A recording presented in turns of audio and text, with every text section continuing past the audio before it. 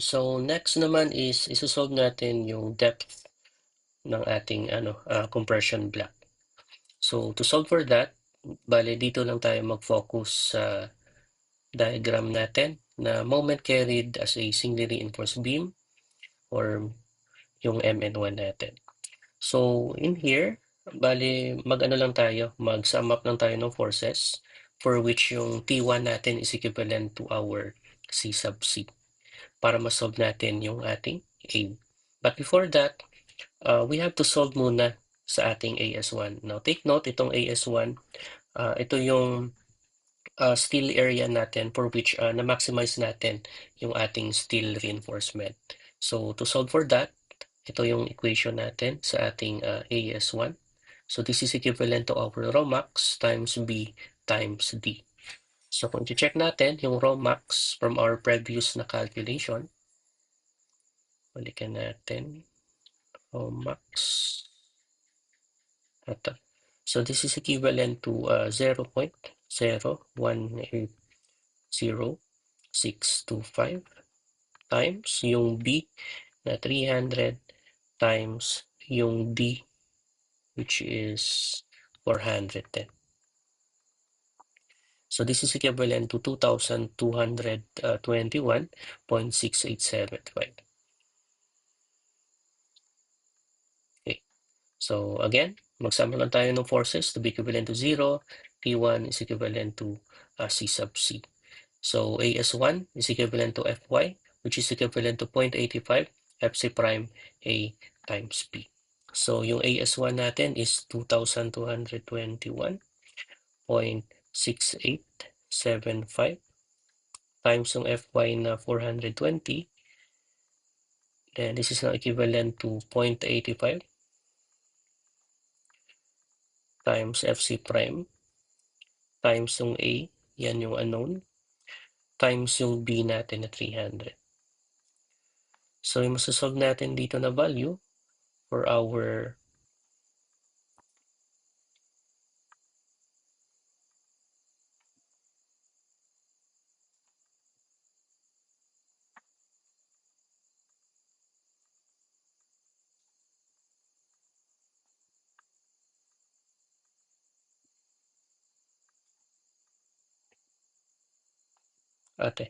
So yung value is 130.6875. So na ngayon yung value ng ating A. So after nito is we're going to solve yung strain ng ating compression na bar. So but before that, isosolve muna natin yung ating C or yung location ng ating neutral axis. Di ba nasolve natin yung A kanina? So i-divide na lang natin to by our beta factor. So yung A natin is taken to be 130.6875 divided by yung beta factor natin na 0.85. So we'll get 153.75 to be the location of our neutral axis. After nito is pag-solve naman ng ating D prime. So again, take note yung D prime, yan yung location ng ating centroidal na location ng ating compression steel papunta sa extreme fiber ng ating concrete. So yung D prime natin, that is equivalent to C sub C na 40 plus yung bar diameter natin na 10 plus yung D prime bar natin which is equivalent to 25 divided by 2. So this is equivalent to 62.5 millimeters. After nito is yung strain ng ating compression bar. So this is equivalent to 0.003 times C minus D prime all over C. So by the way, paano ba to na derive? So galing to sa ating strain diagram. For which yung i-consider natin na triangle dito is first itong triangle na to. So this is equivalent to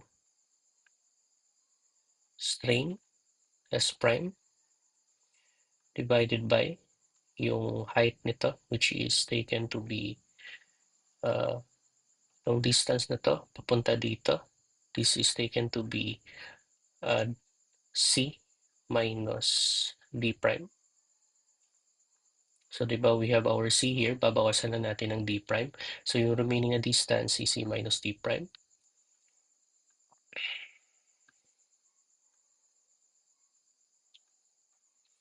And this is now equivalent to, so yung bigger triangle naman yung ating consider. So, yung bigger triangle ko consider natin is itong triangle na to. So, this is equivalent to 0.003 yung strain ng ating concrete divided by C. So, kung cross-multiply natin yung C minus D prime dito sa kabila, therefore, yung strain or epsilon S prime na ngayon will now be equivalent to 0.003 times C minus D prime all over C. So, to calculate, we have 0.003 times, ano yung C natin? We have 153.75 minus yung D prime natin na 62.5 divided by C na 153.75. So, yung makakalculate natin na strain is 0.0017805. And then we're going to compare this sa yield strain na 0.001 since yung strain ng ating compression na steel is less siya sa yield strain. Therefore, yung compression bars natin will not yield. So therefore, yung gagamitin na Fs prime or stress ng ating compression bar will now be equivalent to strain yung epsilon S prime times yung elastic modulus. So therefore, bali mag-times na lang tayo dito ng elastic modulus na 200,000. So ito na ngayon yung ating stress. 356.0976 megapascal.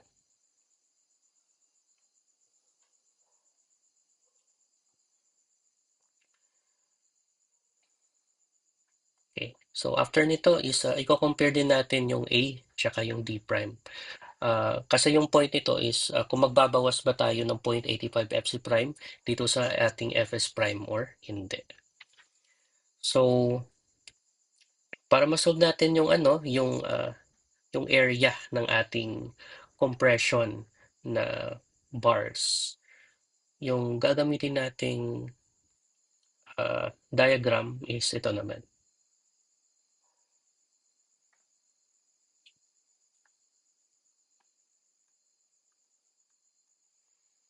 So, kumbaga, magsama na tayo ng moment dito sa location ng ating P sub 2. So, therefore, yung Mn2 natin ngayon will now be equivalent to Cs times yung D minus D prime.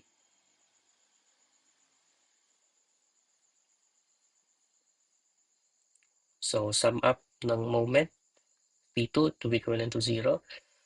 So, Mn2, this is equivalent to Cs prime times D minus D prime. And then we're going to substitute the equation ng ating Cs prime. So this is equivalent to AS prime times Fs prime minus 0.85 Fc prime times D minus D prime. So again, magdideduct tayo ng 0.85 Fc prime dito sa ating Fs prime kasi yung D prime natin is pasok siya doon sa ating depth ng ating compression block. So kung babalikan natin yung ating Mn2, so yung Mn2 natin na nasolve kanina is equivalent siya sa 122.8427. So, mag-times tayo dito ng 10 to the power of 6 para ma-convert natin ito from kilonewton meter to newton times millimeter. So, this is now equivalent to AS prime. Yan yung unknown. Yan yung hahanapin natin.